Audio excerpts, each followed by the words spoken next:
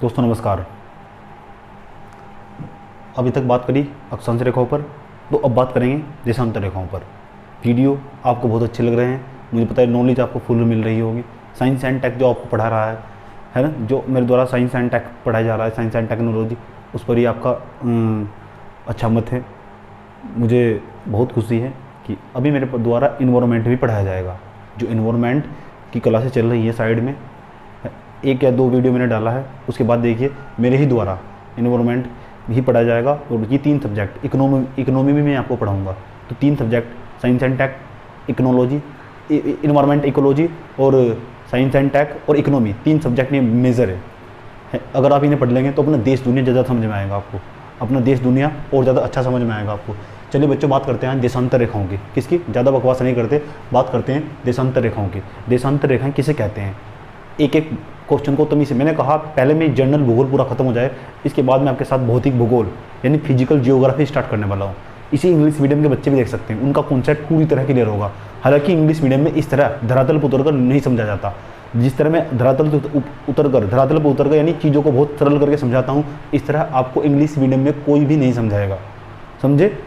वे व्यवहारिक जीवन से जोड़कर नहीं पढ़ाते। मेरा मकसद कि चीज़ों को आपके व्यवहारिक जीवन से जोड़कर पढ़ाना है। जब तक आप चीज़ें अपने व्यवहारिक जीवन से जोड़कर नहीं पढ़ेंगे, तब तक किसी भी पढ़ाई का, किसी भी सब्जेक्ट की कहीं की कोई भी पढ़ाई हो, उसका कोई मतलब नहीं रह जाता। चाहे आप हिस्ट्री पढ़ रहे हो, चाहे आप भूगोल पढ़ रहे हो, साइंस एंड टेक पढ़ रहे हो, चाहे आप इन्वायरमेंट पढ़ रहे हो, हर चीज़ का संबंध कहीं ना कहीं प्रत्यक्ष या अप्रत्यक्ष रूप से मनुष्य से दिखाई पड़ता है। अगर किसी भी सब्जेक्ट को आप मनुष्य से जोड़ सकते हैं, उसके विकास से जोड़ सकते हैं, तो आप समझ जाए आप जो आप सब्जेक्ट पढ़ रहे हैं उसकी बेहतरीन स्टेज में, समझे? तो आज बात करेंगे देशांतर रेखाओं की। देशांतर रेखाएं किसे कहते हैं? देशांतर रेखाएं, अभी तक अक्षांश रेखाओं की बात करी। इस तरह की जो क्षैतिज रेखाएं दिखाई दी आपको, ये देशांतर रेखाएं ये अक्षांश रेखाएं कहलाती है। और जो उत्तर से दक्षिण की ओर रेखाएं खींची गई हैं, काल्पनिक रेखाएं, उत्तर से दक्षिण की ओर जो काल्पनिक रेखाएं खींची गई हैं, इन रेखाओं को अर्थात ये रेखाएं नहीं, अर्धवर्त है, क्योंकि यहाँ से लेकर यहाँ तक का आधा वर्त और पूरा हो जाएगा तो संपूर्ण वर्त। तो आपसे पूछे देशांतर रेखाएं किसे कहते हैं? पहली बात, देशांतर रेखाएं एक प्रकार के अर्धवर्त होते हैं। अर्धवर्त, देशांतर रेखाएं एक प्रकार के अर्धवर्त होते हैं। देशांतर रेखाएं एक प्रकार के क्या होते हैं? अर्धवर्त होते हैं, जो उत्तरी ध्रुव से दक्षिण ध्रुव पर, यानी देशांतर रेखाएं उत्तरी ध्रुव से शुरू होती है और दक्षिण ध्रुव पर समाप्त होती है। उसके बाद अब पीछे भी ऐसा ही होगा, बिल्कुल पीछे भी ऐसा ही होगा। देशांतर रेखाएं, देशांतर रेखाओं की संख्या कितनी होती है? ये खींची गई क्यों, ये मैंने कल वीडियो में बताया था। अगर आपने पुराने वाले वीडियो नहीं देखे तो मेरा आपसे रिक्वेस्ट है, जाइए पहले पुराने वाले वीडियो देखिए, उसके बाद इसको देखने आइएगा। मैंने कहा देशांतर रेखाएं एक प्रकार के अर्धवर्त है। अर्धवर्त सामने से देखिए तो अर्धवर्त दिखाई पड़ेंगे। देखिए आधावर्त, 1 2 3 4, समझे? और ये देशांतर रेखाएं आपके लिए समय भी निर्धारित करती है, यानी आप देशांतर रेखाओं को देखकर बता सकते हैं कि इस पर पूरी पृथ्वी पर कहाँ कौन सा समय है। लंदन और भारत के समय में 5.5 डिग्री का अंतर क्यों, 5.5 घंटे का अंतर क्यों पाया जाता है? आज इसका जवाब यहाँ मिलने वाला है इस वीडियो में बहुत अच्छे तरीके से। उसके बाद बात करते हैं कि जो ये रेखाएं हैं, देशांतर रेखाएं, इनकी संख्या कितनी है? पहला सवाल, देशांतर रेखाओं की संख्या कितनी है? चलिए आइए मान लेते हैं इस रेखा को मानते हैं, और ये ना एक प्रकार की कोणीय ही रेखा है। और देशांतर रेखाओं की दूसरी सबसे बड़ी खास बात होती है, पहली बात ये अर्धवर्त है, ये हमेशा इसके, यहाँ देखिए 90 डिग्री का कोण बन रहा होगा। आप ऐसे कह सकते हैं इस रेखा को कौन सी रेखा बोलते हैं? अक्षांश रेखा। अक्षांश रेखाएं सदैव देशांतर रेखा के लंबवत होती है। आप इसे दिमाग में सेट कर लीजिए, यहाँ से प्रश्न बन सकता है PCS में कि देशांतर रेखाएं अक्षांश रेखाओं के सदैव क्या होती है? लंबवत। स्ट्रेट फॉरवर्ड एग्जाम में पूछ सकता है, मतलब स्ट्रेट फॉरवर्ड एक कथन दे सकता है, आपको पूछ सकता है ये सही है या गलत है, यहाँ से प्रश्न बन सकता है। तो देशांतर रेखाएं जो आप देखते हैं, ये रेखाएं देखते हैं, एक प्रकार की ये रेखाएं, पहली बात तो ये अर्धवर्त है। दूसरी सबसे बड़ी बात, आप ऐसे कह सकते हैं ये हमेशा जो रेखाएं उत्तर से दक्षिण की ओर खींची गई हैं, ये रेखाएं हमेशा अक्षांश रेखाओं के लंबवत होती हैं। समझ में आया आपको? 2 पॉइंट समझाए मैंने आपको। बीच वाली रेखा को कौन सी रेखा बोलते हैं? भूमध्य रेखा। बीच वाली रेखा कौन सी रेखा? भूमध्य रेखा। साथ साथ बोलेंगे तो याद हो जाएगा आपकी। बीच वाली रेखा कौन सी रेखा? भूमध्य रेखा या विषुवत रेखा या 0 डिग्री इक्वेटर भी कहते हैं। उसके बाद अक्षांश तीसरा सबसे बड़ा सवाल, अक्षांश रेखाओं की संख्या कितनी होती है? आइए मान लेते हैं अक्षांश रेखाओं की संख्या। और आप देखिए विषुवत रेखा के पास, देखिए बिल्कुल विषुवत रेखा के पास कितना ज़्यादा गैप है। अगर अब दो अक्षांश रेखाओं के बीच की दूरी हमसे पूछेंगे तो यहाँ विषुवत रेखा के पास देशांतर रेखाओं के बीच की, ये देशांतर रेखाएं, देशांतर रेखाओं के बीच की दूरी सबसे अधिक होती है। दो विषुवत रेखाओं के पास देशांतरीय रेखाओं के बीच की जो दूरी होती है सबसे अधिक होती है। होती कितनी है? 111.3 किलोमीटर, यानी लगभग 111 किलोमीटर। जैसे जैसे आप उत्तर की ओर बढ़ते हैं और दक्षिण की ओर बढ़ते हैं, जैसे जैसे आप उत्तर की ओर बढ़ते हैं और दक्षिण की ओर बढ़ते हैं, तो आप देखिए इनके बीच की दूरी कम होती जाती है। जैसे जैसे आप उत्तर की ओर बढ़ते हैं और नीचे दक्षिण की ओर बढ़ते हैं, तो इन देशांतर रेखाओं के बीच की दूरी कम हो जाती है। कहा यह जाता है कि जब आप 45 डिग्री अक्षांश के पास पहुंचेंगे तो इनकी दूरी 79 किलोमीटर हो चुकी होगी, जो आपके किसी काम की नहीं है, आपको याद नहीं रखनी है। आपको बस यह याद रखना है एग्जाम के लिए कि जैसे जैसे उत्तर की तरफ जाते हैं देशांतर रेखाओं के बीच की दूरी घटती है, जैसे जैसे दक्षिण की तरफ जाते हैं, दक्षिण ध्रुव की तरफ जाते हैं, तो देशांतर रेखाओं के बीच की दूरी घटती है। ध्रुवों पर नहीं, विषुवत रेखा के पास देशांतर रेखाओं के बीच की दूरी सबसे अधिक होती है। आप देख सकते हैं होती कितनी है? 111 किलोमीटर। समझ में आया आपको? चलिए, अच्छा आप ये तो जानते होंगे एक सीधी रेखा पर कितने डिग्री का कोण बनता है? 180 डिग्री का। कितना? 180 डिग्री का। और एक सीधी रेखा पर नीचे भी कितने का बनेगा? 180 का। आप इसे भी जानते हैं। अगर आप 180 में 180 जोड़ देंगे तो कितना आएगा? 360 डिग्री। यानी आप ऐसे कह सकते हैं पूरा का पूरा वर्त 360 डिग्री का होता है। यानी एक पूरा घेरा, पूरा गोला कितने डिग्री का होता है? 360 डिग्री का होता है। पूरा एक घेरा जो आप देखते हैं यह कितने डिग्री का होता है? 360 डिग्री का। No doubt? ओके। उसके बाद कुछ हमने फैक्ट बताया आपको, साथ साथ याद करते चलिएगा। उसके बाद अगला फैक्ट आइए अगले फैक्ट की बात करते हैं देशांतर रेखाओं की संख्या कितनी होती है। अच्छा, देशांतर रेखाओं को ना आप प्रधान यामोत्तर भी कहते हैं। प्रधान यामोत्तर या देशांतरीय विस्तार, देशांतरीय रेखाएं कहते हैं, या प्रधान यामोत्तर भी कहते हैं, या मानक देशांतर भी कहते हैं। कितने नाम इसके? नाम नोट कर लीजिए। देशांतर रेखा कहिए आप, या आप इसे प्रधान यामोत्तर करिए। प्रधान यामोत्तर। और देशांतर को इंग्लिश में कहते हैं, देशांतर रेखाओं को इंग्लिश में कहते हैं लॉन्गिट्यूड। LONGITUD, longitude. देशांतर रेखाएं, प्रधान यामोत्तर या मानक रेखाएं।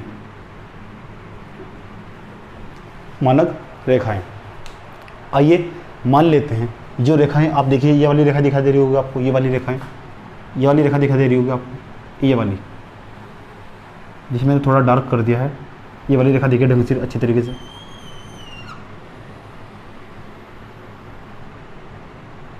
इस रेखा को मान लेते हैं यह 0 डिग्री है। ढंग से देखिए इसको, 0 डिग्री। कितना डिग्री? 0 डिग्री इस रेखा को। और यहाँ पर 0 डिग्री इस रेखा को बोलते हैं ग्रीनविच रेखा, क्योंकि यह लंदन के ग्रीनविच नामक स्थान से गुजरती है। इंग्लैंड की राजधानी है लंदन इस ग्रीनविच रेखा के पास ही बसा हुआ है। और इसके ग्रीनविच, इस रेखा का नाम ग्रीनविच रेखा, क्योंकि लंदन का एक स्थान है ग्रीनविच। क्या नाम है? ग्रीनविच। 0 डिग्री देशांतर रेखा को ग्रीनविच माना गया है। ये माना कब गया था? 1882 ईस्वी में। 22 अक्टूबर 1882 को वाशिंगटन, और वाशिंगटन समझते हो? वाशिंगटन मतलब अमेरिका की राजधानी वाशिंगटन डीसी अमेरिका की राजधानी। और पूरी दुनिया के देशों के बीच एक समझौता हुआ था। यहाँ ना एक लैब भी है। वो कौन सी लैब है? उसे बोलते हैं रॉयल वेधशाला।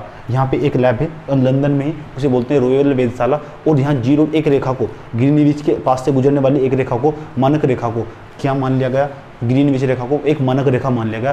पूरी दुनिया में इसके तहत ही समय निर्धारित होता है, यानी इस रेखा को 0 डिग्री मान लिया गया। और ये कब हुआ था? वाशिंगटन डीसी में 1882 में। यह समझौता आपके किसी काम का नहीं है, जो मैंने आपको बताया है बोलकर। तो आपको पता होना चाहिए कि अमेरिका के साथ मिलकर, पूरी दुनिया के देशों के साथ मिलकर 1882 में एक समझौता हुआ था। इन रेखाओं में, इन सभी देशांतरीय रेखाओं में एक रेखा को, जिसे हम 0 डिग्री ग्रीनविच रेखा कहते हैं, या मानक रेखा कहते हैं, या प्रधान यामोत्तर रेखा कहते हैं, उसे जो लंदन से होकर गुजरती है, इंग्लैंड के लंदन, और लंदन में भी एक स्थान है ग्रीनविच से होकर गुजरती है। ग्रीनविच रेखा, इसे बोलते हैं ग्रीनविच रेखा। 0 डिग्री देशांतर या ग्रीनविच रेखा या प्रधान यामोत्तर, इस रेखा बोलते, प्रधान यामोत्तर इसे बोलते हैं। 0 डिग्री या मानक रेखा भी इसे बोलते हैं। आप इसे मानक रेखा इसे कहते हैं, ग्रीनविच रेखा इसे कहते हैं, 0 डिग्री यामोत्तर भी इसे कहते हैं। 0 डिग्री यामोत्तर ऐसा कब हुआ था? 1882 में वाशिंगटन डीसी, यानी अमेरिका के साथ, पूरी दुनिया के साथ देशों के साथ समझौता हुआ। यहाँ पर जो समय होगा यहाँ पर जो समय होगा उसे ही इस रेखा पर जो समय होगा उसके हिसाब से पूरी दुनिया में मान लिया गया ये 0 डिग्री है। अब देखिए भारत का जो गुजरात है उसके पास से बिल्कुल जो रेखा गुजरती है वो कितनी है 67.25, उसके बाद 68.7 और 97.25 से अरुणाचल प्रदेश के पास। अभी समझाएंगे जस्ट आपको, पहले आप इसे समझ लिए। 0 डिग्री रेखा का नाम क्या है? ग्रीनविच रेखा। कौन सी रेखा? ग्रीनविच रेखा। 0 डिग्री रेखा को ग्रीनविच रेखा कहते हैं। ग्रीनविच रेखा कौन सी रेखा? ग्रीनविच रेखा। समझ में आया आपके पास? तो ये ना ग्रीनविच रेखा ये लगभग 8 देशों से होकर गुजरती है। कितने देशों से होकर गुजरती है? 8 देशों से। आपसे 8 देशों का नाम किसी पेपर में नहीं पूछा जाएगा। 0 डिग्री देशांतर ग्रीनविच रेखा आपको बस यह याद रखनी है। यह इंग्लैंड की राजधानी, जो इंग्लैंड है, इंग्लैंड की राजधानी क्या है? लंदन। और लंदन के अंदर भी एक स्थान है उसका नाम है ग्रीनविच। उसके पास से होकर जो रेखा गुजरती है उसे ग्रीनविच रेखा या मानक रेखा या प्रधान यामोत्तर कहते हैं। इन सभी रेखाओं को, इसके इधर जो रेखाएं पड़ती है इन सभी रेखाओं का नाम देशांतर रेखाएं हैं। इसके पश्चिम में, इधर पश्चिम मान लेते हैं, पश्चिम इधर है आपका पूर्व। इधर 0 डिग्री के बैक साइड में इधर देखिए पीछे जो रेखाएं दिखाई पड़ती हैं उनको बोलते हैं पश्चिमी देशांतर रेखाएं। 0 डिग्री ग्रीनविच रेखा के, या आप ऐसे कहें प्रधान यामोत्तर के, मैं 0 डिग्री ग्रीनविच कहता हूँ। 0 डिग्री ग्रीनविच के पश्चिम में जो देशांतर रेखाएं पड़ती हैं उन रेखाओं को आप पश्चिमी देशांतर रेखाएं कहते हैं। इसके पूर्व में, इसके किसके? ग्रीनविच रेखा के पूर्व में जितनी भी देशांतर रेखाएं पड़ती हैं इन रेखाओं को पूर्वी देशांतर रेखाएं कहते हैं। समझे आप? तो पश्चिमी देशांतर और पूर्वी देशांतर। आइए काउंट कर लेते हैं इनकी संख्या कितनी होती है, इनकी संख्या टोटल कितनी होती है। तो आप देखिए 0 डिग्री से आप इधर जाइए, 0 डिग्री से जैसे आप इधर जाएंगे तो इनकी संख्या होगी 180। कितनी? 180। और उसके बाद इधर जाइए, इधर तो इनकी संख्या भी कितनी होगी? 180। तो 180 में 180 जोड़ेंगे कितना हो जाएगा? 360। अगर आपसे प्रश्न पूछा जाए कि देशांतरीय रेखाओं की कुल संख्या कितनी होती है तो 360 होती है। 0 डिग्री भी इसमें काउंट है, 0 डिग्री भी इसमें काउंट है। 90 इधर और 90 इधर, तो यानी आप ऐसे कह सकते हैं देशांतर रेखाओं की कुल संख्या कितनी होती है? 360 होती है। पश्चिम से पृथ्वी कैसे घूमती है? पश्चिम से पूर्व की ओर, और जैसे पश्चिम पूर्व की ओर घूमेगी आप ऐसे कह सकते हैं तो कुछ देशांतर रेखाएं जो इधर की इधर है, इधर से इधर आ जाएगी, यानी घूमकर इधर से इधर आ जाएगी। ऐसे तो घूमती है। पृथ्वी अपने अक्ष पर कितने घंटे में घूमती है? पृथ्वी अपने अक्ष पर कितने घंटे में घूमती है? 24 घंटे में। यानी ये स्थान 24 घंटे बाद घूमकर यहाँ आ जाएगा। ऐसे पृथ्वी अपने अक्ष पर घूमने में कितने घंटे का समय लेती है? 24 घंटे का। 24 घंटे में एक चक्कर कंप्लीट कर लेती है। 24 घंटे में एक चक्कर कंप्लीट कर लेती है, यानी 360 डिग्री का कोण बनाती है। 360 डिग्री घूमने में कितना समय लेती है? यह 360 डिग्री घूमने में लेती है 24 घंटे का समय। पृथ्वी जब एक चक्कर कंप्लीट करती है, एक चक्कर कंप्लीट करने का मतलब कितना डिग्री? 360 डिग्री जब घूमती है तो कितना समय लेती है? कितना समय लेती है? 24 घंटे का समय। और ये कुछ कॉन्सेप्ट याद करते हैं। समझ में आ रहा होगा आपके? जितना समझाया उसे बहुत आराम से समझिए। वीडियो में टाइम लग सकता है, एक बार टाइम दे देंगे पूरी ज़िंदगी के लिए दिमाग में बस जाएगा, नहीं उतरेगा। समझ में आया आपको? तो 0 डिग्री ग्रीनविच रेखा कि जो पूर्व की जो देशांतरीय रेखाएं होती हैं उन्हें पश्चिमी देशांतर, और जो इसके पूर्व में रेखाएं पड़ती है उन्हें पूर्वी देशांतर कहते हैं। भारत कहाँ है? आइए देखिए, इस रेखा का नाम ये दिखाई दे रहे, ये रेखा दिखाई दे रही है वो आपको, ये रेखा, इस रेखा का नाम है 1 degree, 2 degree, 3 degree, 4 degree, 5 degree, 6 degree, 7 degree देशांतर, पूर्वी देशांतर। इधर 1 डिग्री पश्चिमी देशांतर, 2 डिग्री पश्चिमी देशांतर, 3 डिग्री पश्चिमी देशांतर, 4 डिग्री पश्चिमी देशांतर। ये इधर के पूर्वी देशांतर, इधर के पश्चिमी देशांतर। भारत कहाँ है? भारत पूर्वी देशांतर में स्थित है। भारत यहाँ उत्तर में, एक तो भारत की स्थिति यहाँ होगी, समझे? तो भारत की स्थिति यहाँ होगी, उत्तर में है भारत, उत्तरी गोलार्ध में है, और पूर्व में है, तो भारत को उत्तरी पूर्वी गोलार्ध का देश कहा जाता है। उसकी बात करेंगे। इससे पहले मैं आपके साथ कुछ बात करना चाहता हूँ। मैं आपको बताना चाहता हूँ कि आप ऐसे कह सकते हैं इधर का जो पूर्वी देशांतरों का जो समय होगा, पूर्वी देशांतरों का जो समय होगा वो हमेशा आगे होगा, और पश्चिमी देशांतरों का जो समय होगा वो हमेशा पीछे होगा। यानी इधर का समय पीछे और इधर का समय, इस 0 डिग्री के बाद वाला जो समय होगा हमेशा आगे होगा। क्या होगा? आगे होगा। कैसे? आइए वो भी जान लेते हैं कि आगे का, इधर का समय हमेशा आगे और इधर का समय कैसा होगा? हमेशा पीछे होगा।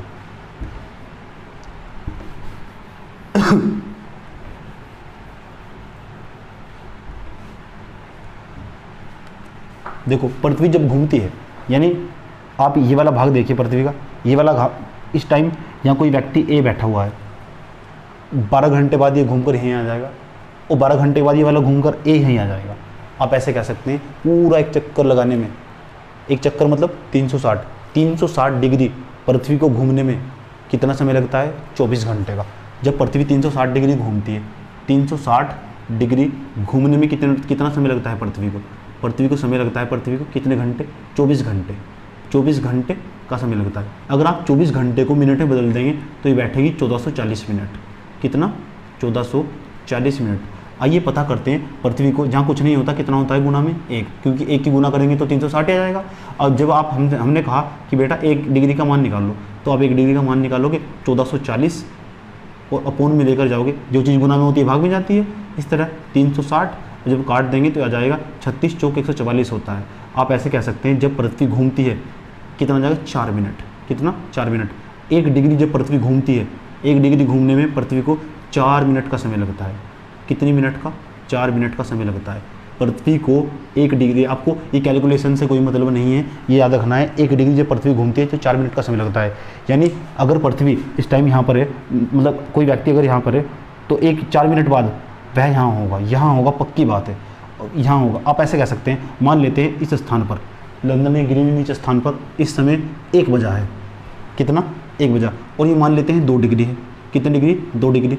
तो 2 डिग्री में 1 डिग्री में कितने मिनट होती है? 4 मिनट। तो 2 डिग्री में कितने होंगे? 1 बजकर 8 मिनट। यानी एक व्यक्ति अभी यहाँ, एक व्यक्ति यहाँ है और एक व्यक्ति यहाँ है। अगर एक व्यक्ति यहाँ है x, एक व्यक्ति यहाँ है y, x के पास फ़ोन करता है, पूछता है तुम्हारे यहाँ कितने बजे हैं, तो वो कहेगा 1 बजा है। एक व्यक्ति यहाँ 2 डिग्री एक स्थान पर बैठा है y, उसको फ़ोन करके कहता है, x कहता है y से कि आपके यहाँ कितने बजे हैं, तो वो कहेगा कि हमारे यहाँ 1 बजकर 8 मिनट है, क्योंकि मैंने कहा 1 डिग्री में 4 मिनट, तो 2 डिग्री में कितने मिनट? 8 मिनट का समय। यानी इधर का समय आगे और इधर का समय क्या होगा? पीछे। इस तरह पृथ्वी के अलग अलग स्थानों पर अलग अलग जगह समय में अंतर पाया जाता है। क्यों? पृथ्वी पश्चिम से पूर्व की ओर घूमती है, और जब पृथ्वी पश्चिम से पूर्व की ओर घूमती है, अभी हमने आपको बताया थोड़ा सा मैथमेटिक्स, गणित की खूबसूरती है, उसे किसी भी तरह से कर सकते हैं। 1 डिग्री जब पृथ्वी घूमती है, 1 डिग्री घूमती है तो उसे 4 मिनट का समय लगता है। 2 डिग्री घूमेगी 3 मिनट का समय लगेगा।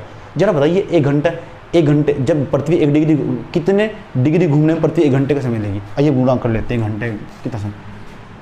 1 मिनट। जरा पता करिए 1 मिनट में कितनी डिग्री घूमती है?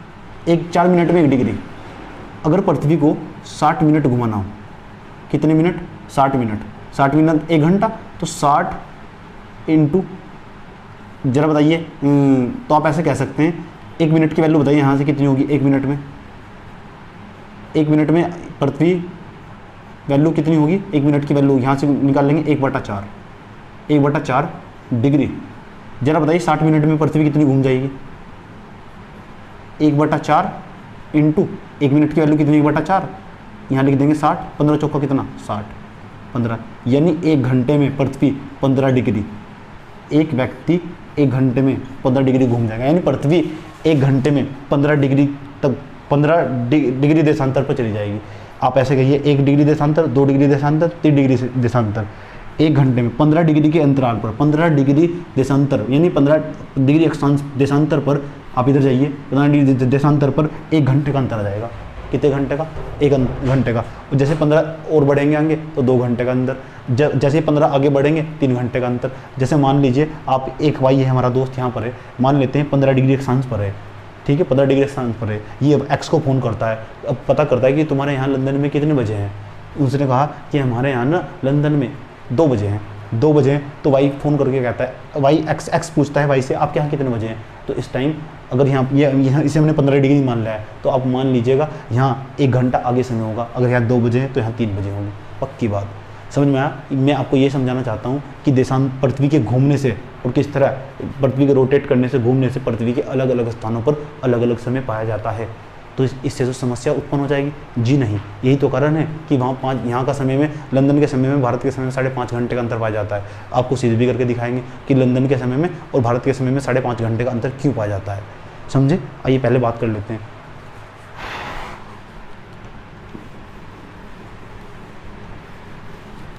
जो भारत देखते हैं आप, ये भारत 1 डिग्री देशांतर, 2 डिग्री देशांतर, 3 डिग्री देशांतर, 4 डिग्री। भारत कितने डिग्री देशांतर पर है? भारत इस पूरी पृथ्वी में है क्या, है कहाँ? भारत कितने डिग्री देशांतर पर है? मान लेते हैं भारत यहाँ है, और ये रेखा का हम मान लेते हैं, ये वाली रेखा है ना, ये 82.5 डिग्री है। 82.5 नहीं, ये है 68.7, 68.7 डिग्री, 68.7 डिग्री। और इसका जो लास्टम भाग है ये आपका 97.25, 97.25 डिग्री। समझ में आया आपको? अब इसके अंदर का, इसे थोड़ा जूम करते हैं। आपने देखा होगा जब आप मैप जूम करते होगे, तो जूम करने के बाद जो भारत होगा उसका नक्शा कुछ ऐसा दिखाई देगा।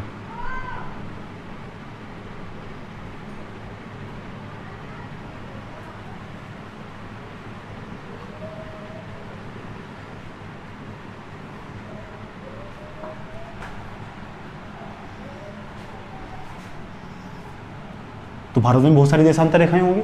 जूम करिए आप उसको, देखिए। आप, मैंने कहा था तो आपको, आप अपने घर में एक ग्लोब लेकर आइए, ग्लोब, पूरा ग्लोब नहीं ला सकते तो एक ऑक्सफोर्ड की बुक आती है, उसमें सारे मैप होते हैं, उसको अपने मेरे साथ साथ यानी मैप में देखते चलिए और मेरे साथ नोट करते चलते। 1 देशांतर, 2 देशांतर, 3। इस पूरी पृथ्वी में 0 के बाद इधर जाएंगे तो 0, 1, 2, 3, 4, 5, 6, 7। ये भारत का जो चांद की तरह टुकड़ा निकला हुआ है, इसे बोलते हैं गुजरात। और ये सबसे अंतिम बिंदु है अरुणाचल प्रदेश, इसे बोलते हैं अरुणाचल प्रदेश। एपी मतलब अरुणाचल प्रदेश। भारत का जो सबसे पश्चिमी भाग है उसे बोलते हैं गुजरात। और ये कितने डिग्री देशांतर पर स्थित है? ये आपका 68.7 डिग्री देशांतर पर स्थित है। भारत का जो गुजरात है, गुजरात से इधर तो आपका पाकिस्तान आ जाएगा, तो इससे भारत का जो सबसे पश्चिमी देशांतर भाग है, यानी यहाँ से 68.7 से लेकर 97.25 तक, 97.25 तक आप ऐसे कह सकते हैं, गुजरात से लेकर अरुणाचल प्रदेश तक। तो फिर यहाँ के समय में अंतर मिलेगा। पूर्व का समय आगे और पश्चिम का समय पीछे होता है हमेशा। पूर्व का समय हमेशा कैसा होता है? आगे। और 1 डिग्री के अंतराल पर एक डिग्री के अंतराल पर कितनी मिनट का अंतर पा जाता है? 4 मिनट का अंतर। इसे आप दिमाग में सेव कर लीजिए। कितने मिनट का? 1 डिग्री के अंतराल पर 4 मिनट का अंतर पा जाता है। अगर 1 डिग्री आगे जाएंगे तो समय 4 मिनट आगे जाएगा। अगर 1 डिग्री और आगे जाएंगे तो 8 मिनट, 1 डिग्री और आगे जाएंगे तो 12 मिनट।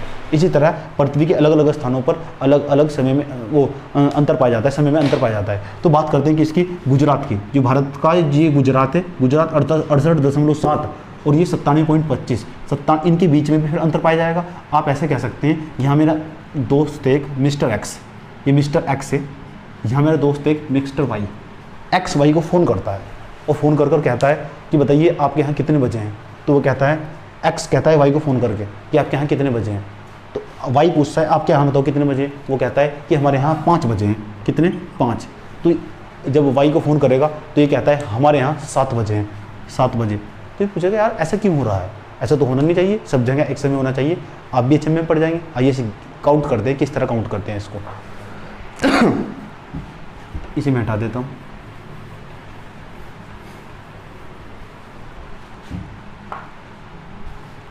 सत्तानवे 27 और 68.7, यानी भारत का जो गुजरात है, गुजरात 68.7, आप मैप में भी देख सकते हैं, 68.7 डिग्री देशांतर पर स्थित है। और ये जो अरुणाचल प्रदेश है, इसके बाद म्यांमार स्टार्ट हो जाएगा, अलग देश आ जाएगा म्यांमार, तो उसके बाद ऊपर चाइना है, समझे। तो 97.25 इतने, ये भारत देशांतरी विस्तार वाला देश है। देखिए देशांतरी विस्तार वाला, अक्षांशीय विस्तार वाला नहीं, देशांतरी विस्तार वाला देश है। बहुत सारी देशांतर रेखाएं होंगी। तो यहाँ के समय में देखते हैं अंतर कैसे आता है। आप 97.25 में से 68 घटाएंगे, ये भी तो पता लगे कितनी डिग्री। एक देशांतर रेखा यहाँ, एक यहाँ देशांतर रेखा, एक यहाँ होगी, एक यहाँ होगी, बहुत सारी देशांतर रेखाएं होंगी। इतनी सारी देशांतर रेखाएं, तो 97.25 और 68.7, ये भारत का गुजरात, ये भारत का अरुणाचल प्रदेश। अरुणाचल प्रदेश का सबसे, यानी पूरे भारत का जो सबसे लास्ट में, आपने सुना भी होगा, जीके की किताबें आपने पढ़ा होगा कि सबसे पहले सूर्य का उदय कहाँ होता है? अरुणाचल प्रदेश में। पूरे विश्व में कहाँ होता है? जापान में, जिसलिए जापान को सूर्योदय का देश कहा जाता है।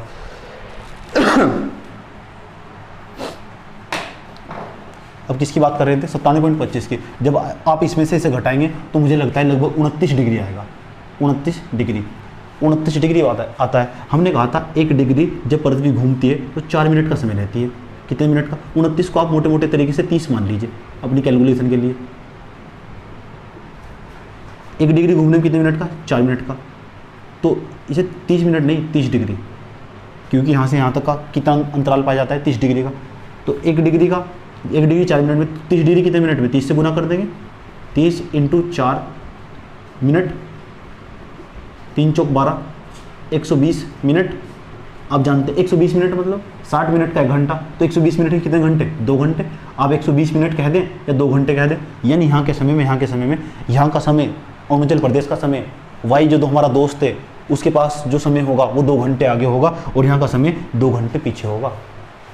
समझ में आया आपको? मैंने कहा अरुणाचल प्रदेश का समय 2 घंटे आगे और जो गुजरात का समय होगा वो 2 घंटे पीछे होगा। ये कैलकुलेशन यही बताती है।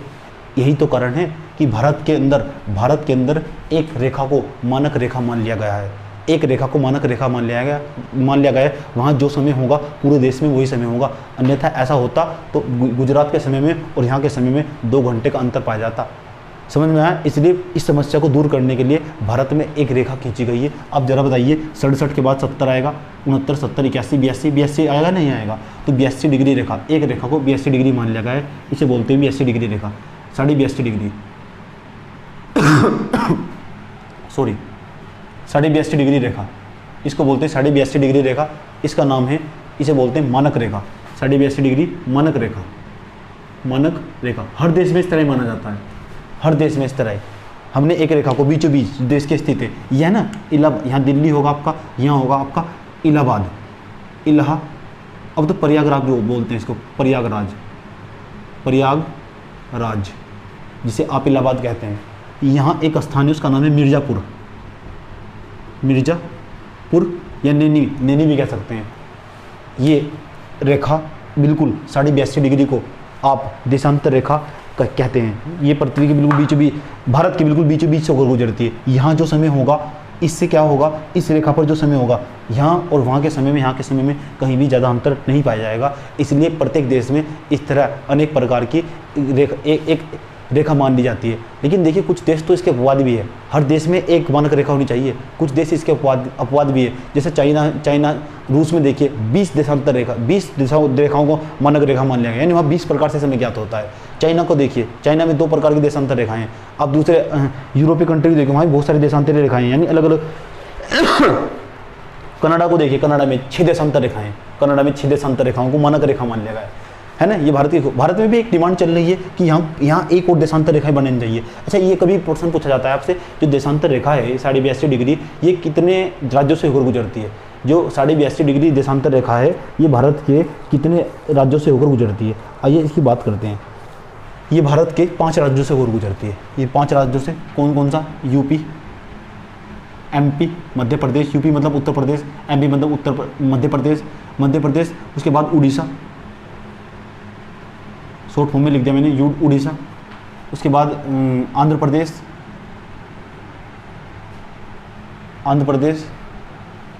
झारखंड।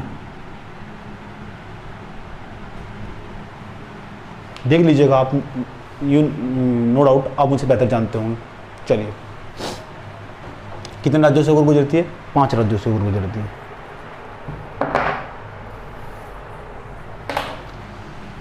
दोबारा फिर समझाते हैं आपको। अरुणाचल प्रदेश के समय 2 घंटे आगे होगा, गुजरात का समय 2 घंटे पीछे होगा।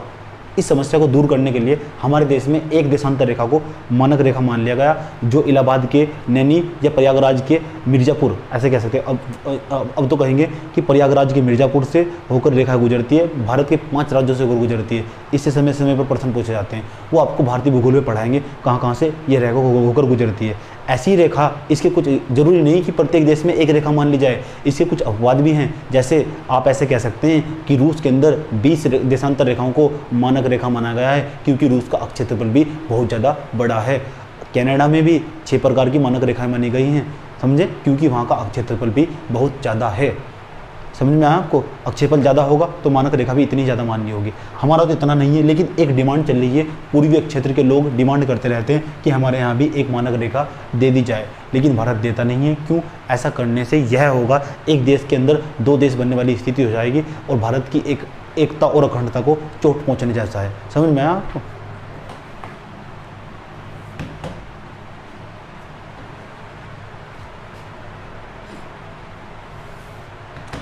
अब बात करते हैं किसकी? लंदन की। तो आपको याद रखना हो 82.5 डिग्री रेखा को मानक रेखा, कितने राज्यों से होकर गुजरती है? 5 राज्यों से, यूपी, एमपी, उड़ीसा, आंध्र प्रदेश, झारखंड।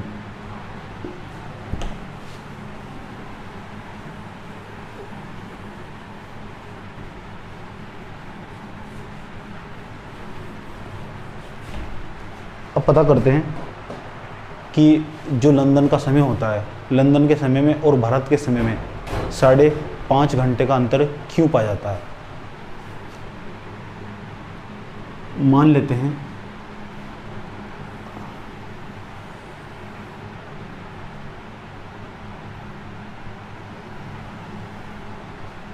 इस जगह को मान लेते हैं 0 डिग्री ग्रीनविच रेखा है।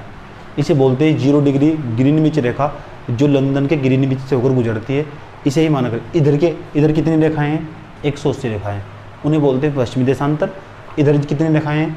180 रेखाएं, उन्हें बोलते हैं पूर्वी देशांतर। भारत कहाँ है? ये आपकी जो ये है रेखा है, इसको बोलते हैं आप 0 डिग्री इक्वेटर या भूमध्य रेखा या विषुवत रेखा बोलते हैं। भारत लगभग यहाँ स्थित है। अभी हमने आपको बताया भारत के अंदर बिल्कुल एक रेखा बताई हमने, उसका नाम है 82.5 डिग्री, 82.5 डिग्री। और ये 82.5 डिग्री, अब आपको बताया था हमने 82.5 डिग्री। और अब यहाँ भारत और यहाँ लंदन और यहाँ भारत। यहाँ के समय में कितना अंतर आएगा? अभी आपको बताया था कि आगे यहाँ का समय आगे, यानी भारत का समय आगे है और यहाँ का समय पीछे है। आप ऐसे कह सकते हैं 1 डिग्री के अंतराल पर, 1 डिग्री में 4 मिनट का अंतर पाया जाता है, 4 मिनट का अंतर पाया जाता है। तो 82.5 डिग्री का जो 82.5 डिग्री होगा उसमें कितना होगा आप निकाल लीजिए। 82 डिग्री का निकालिए पहले, 82 डिग्री का। तो 82 का मल्टीप्लाई कर दीजिए 4 से गुना करेंगे, 4 दूनी 8, 4 8 32, 328। अब आधा मिनट का भी निकालिए, आधा मिनट का निकालेंगे, 4 से गुना करेंगे तो कितना बैठ जाएगा? 2, यानी 2 मिनट यहाँ जाएंगे। तो 2 जोड़ देंगे, इसमें कितना बैठ जाएगा? 330 मिनट। 330 मिनट को, यानी यहाँ का समय 330 मिनट आगे और यहाँ का समय 330 मिनट पीछे होगा। अगर आप 330 मिनट को अगर आप घंटों में बदलोगे तो ये आपका बैठ जाएगा, 60 से भाग कीजिए घंटे बदलने के लिए, तो ये आपका बैठ जाएगा 5 घंटे 30 मिनट। कितनी मिनट? 30 मिनट। समझ में आया आपको? मैंने कहा 1 डिग्री 4 मिनट में, 82 डिग्री 4 गुना 328, आधा डिग्री अगर घूमना हो तो कितनी? 2 मिनट लगेगी। जब 1 डिग्री 4 मिनट में घूमती है तो आधा डिग्री कितने मिनट में घूमेगी? 2 मिनट में। तो 2 जो इसमें जोड़ देंगे तो 330 मिनट। अगर आप 330 मिनट को, इतनी कैलकुलेशन आपको याद नहीं रखनी है, सीख लो आप, बस पता होना चाहिए कि भारत का समय आगे कैसे है और लंदन का समय पीछे कैसे है। 5 घंटे 30 मिनट का समय, तो भारत के समय और लंदन के समय में 5.5 घंटे का अंतर पाया जाता है। यानी भारत का समय 5.5 घंटे आगे और लंदन का समय भारत के समय से 5 घंटे पीछे होता है। उदाहरण, मिस्टर एक्स हैं आपके, ये मिस्टर वाई है, ये भारत में बैठे हैं। मिस्टर एक्स मिस्टर वाई को फ़ोन लगाते हैं और पूछते हैं कि आपके यहाँ कितना समय है। मान लेते हैं एक्स के, उसने वाई ने पूछा आप बताइए आपके यहाँ कितना समय है। इसने कहा हमारे यहाँ 1 बजा है। मान लेते हैं 2, चलिए 2 बजे हैं वैसे, तो बताओ फिर भारत में कितने बजे होंगे? इस तरह के प्रश्न पेपर में पूछे जाते हैं। अगर लंदन में 2 बजे हैं तो बताइए कि भारत में कितने बजे होंगे? तो आपको 2 में 5.5 घंटे जोड़ना होगा। आप 2 में 5.5 जोड़ेंगे, 2 में पहले 5 जोड़ दिए, 2 और 5 7, यानी भारत में 7:30 बजे होंगे। ये इस तरह के प्रश्न पेपर में पूछे गए हैं। स्टेट फॉरवर्ड PCS के एग्जाम में होता है, उसमें इस तरह के प्रश्न की लगातार प्रवृत्ति बढ़ती रहती है। आए दिन देखते रहते होंगे आप। समझ में आपको किस तरह भारत के समय और लंदन के समय में 5.5 घंटे का अंतर पाया जाता है। अब बात करते हैं अंतर्राष्ट्रीय तिथि रेखा की। अंतर्राष्ट्रीय तिथि रेखा की क्या होती है? अंतर्राष्ट्रीय तिथि रेखा, चलिए उसकी भी बात करते हैं। आप अंतर्राष्ट्रीय तिथि रेखाओं की बात करते हैं।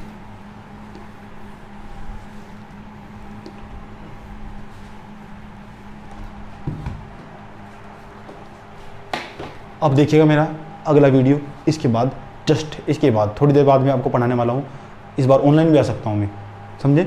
कि मैं आपको समझाऊंगा कि अंतर्राष्ट्रीय तिथि रेखा क्या होता है और कैसे आप समझ सकते हैं कि 1 सेकंड के बाद भी आपका दिन बदल सकता है, और किस तरह एक व्यक्ति अगर पार कर, इतना बेस्ट किसी ने समझाया होगा। नया डायग्राम लेकर आऊँगा, नया मस्त तरीके से, किसी भी बुक में नहीं मिलेगा जितना बेहतरीन तरीके से मैं आपको अंतर्राष्ट्रीय तिथि रेखा समझाने वाला हूँ, समझे?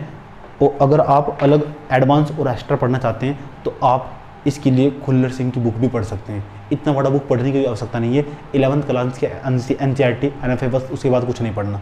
11th की, 6th क्लास की और 9th क्लास की NCERT, इन 3 प्रकार की NCERT को एक साथ लेकर बैठ सकते हैं आप। जो मैं चैप्टर पढ़ाता जाऊँ उसमें आप देखते जाइएगा। सॉरी। उसके बाद आप अपने पास नोट्स, जो नोट्स थे, जो मेरे द्वारा PDF फाइल दी गई है आपको, उसे डाउनलोड कर लीजिए और उसकी हार्ड कॉपी निकालिए। हार्ड कॉपी निकालने के बाद उसे साथ साथ भी आप कर सकते हैं। जो मेरे द्वारा जो PDF दी गई है, संस्थान को मैंने PDF दी है, हमारे यहाँ के खुद के नोट्स हैं। उसके बाद जो मैंने हाथ से लिखकर बनाए हैं, तो उनसे आप एक काम कीजिए, उन्हें डाउनलोड करके उनकी फोटोस्टेट यानी एक कॉपी में उन्हें सेव कीजिए। उसके बाद अपना खुद का भी नोट्स बनाइए और दोनों को साथ साथ रखकर पढ़िए। उससे बेस्ट कुछ भी नहीं होगा।